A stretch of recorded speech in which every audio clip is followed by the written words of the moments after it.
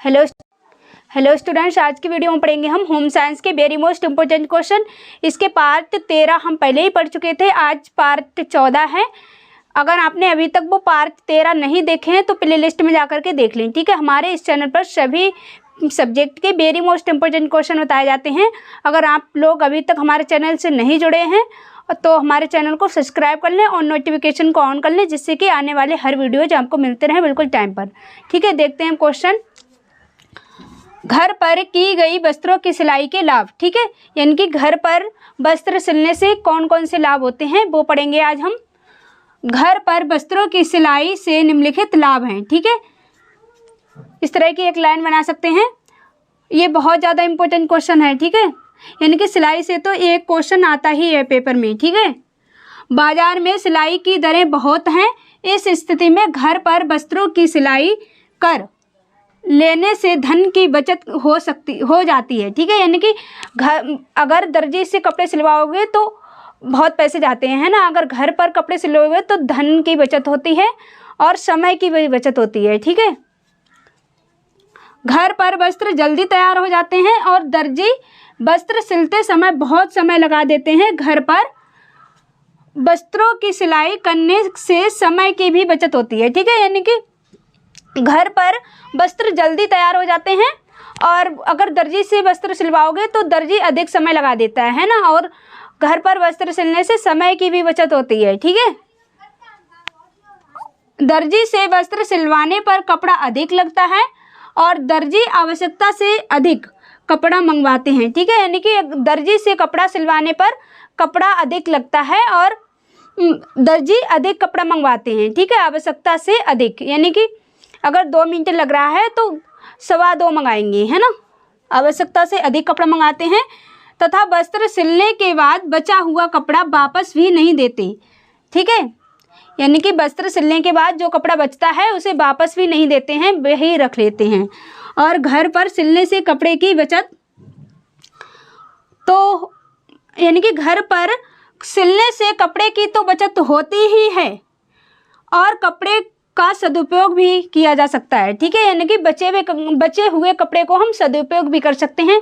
जैसे घर में छोटे छोटे बच्चे हैं तो उनके कपड़े बना सकते हैं और भी, है ना, बहुत सारे काम होते हैं। तो हम बचे हुए कपड़े का सदुपयोग भी कर सकते हैं। और बाजार से सिले कपड़ों में दबाव बहुत कम रखा जाता है, ठीक है। यानी कि बाजार से सिले कपड़ों में वो कम दबा करके सिलते हैं, ठीक है, लेकिन जिससे उन्हें आवश्यकता अनुसार बढ़ाने की गुंजाइश नहीं रहती, ठीक है। यानी कि बाजार से सिले कपड़े में, यानी कि बाजार से सिले कपड़े कम दबा करके सिले जाते हैं, जिससे कि उसे बढ़ाने की गुंजाइश नहीं रहती है, ठीक है। जिससे आवश्यकता पर सिले जाने वाली वस्त्रों में दबाव रखा जा सकता है, जिससे आवश्यकता पड़ने पर उसे बढ़ाया जा सके। घर पर वस्त्र सिलने से संतोष आनंद की प्राप्ति होती है, ठीक है। यानी कि घर पर हम कपड़ा ज़्यादा दबा करके सिलते हैं, जिससे कि हमें आवश्यकता अनुसार खोले जाने पर हम खोल सकें, ठीक है। यानी कि हमें अगर वस्त्र खोलने की ज़रूरत हो तो हम आराम से खोल सकें, ठीक है। और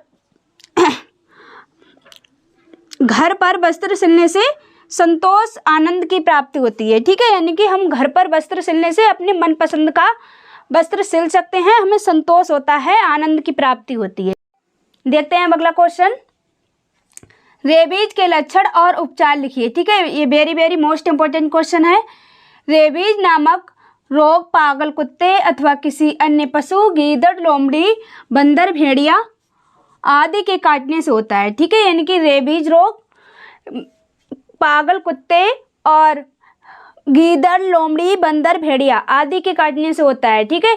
यानी कि रेबीज रोग के व्यक्ति को तुरंत डॉक्टर से संपर्क करना चाहिए और रेबीज नामक का एक टीका लगवाना चाहिए, ठीक है। ज़्यादा खतरनाक रोग है, इससे व्यक्ति की मौत भी हो सकती है, ठीक है। ये विषाणु रोगी की लार में रहते हैं, ठीक है। यानी कि रेबीज के विषाणु रोगी के लार में रहते हैं और जब रोगग्रस्त कुत्ता किसी मनुष्य को काटता है तो उस कुत्ते की लार में उपस्थित विषाणु घाव से लेकर उसके शरीर में प्रवेश कर जाते हैं। ठीक है, यानी कि जब कोई पागल कुत्ता किसी व्यक्ति को काटता है तो उसके लार में जो विषाणु होते हैं वो व्यक्ति के घाव में फैल जाते हैं और धीरे धीरे पूरे शरीर में फैल जाते हैं। ठीक है, तो कुत्ते की लार की उपस्थिति विषाणु घाव से लेकर उसके शरीर में प्रवेश कर जाते हैं। कुछ समय बाद अति भयानक परिस्थितियां पैदा कर देता है तथा रोगग्रस्त मनुष्य गंभीर रूप से संक्रमित हो जाता है। ठीक है, यानी कि बहुत ज़्यादा गंभीर हो जाता है। ठीक है,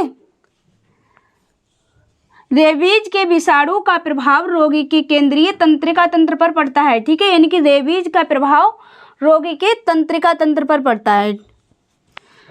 और इसके लक्षण कौन कौन से हैं? रोगग्रस्त मनुष्य के गले में भयंकर पीड़ा होती है। ठीक है, यानी कि रेबीज के गले में पीड़ा होती है और तथा कुछ भी निगलने की क्षमता नहीं रहती है। ठीक है, उसे निगलने में दिक्कत आती है, क्षमता नहीं रहती है।